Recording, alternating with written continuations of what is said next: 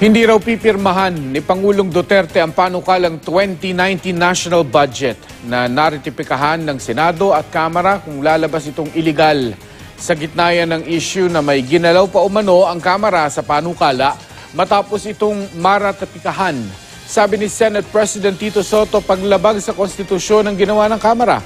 Ganyan din ang tingin ni Senate Minority Leader Franklin Drilon at Senador Ping Lacson.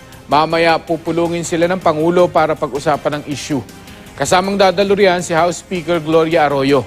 Sabi ni Soto, dadalhin niya sa pulong ang magiging resulta ng pagsusuri ng Legislative Budget Research and Management Office o LBRMO.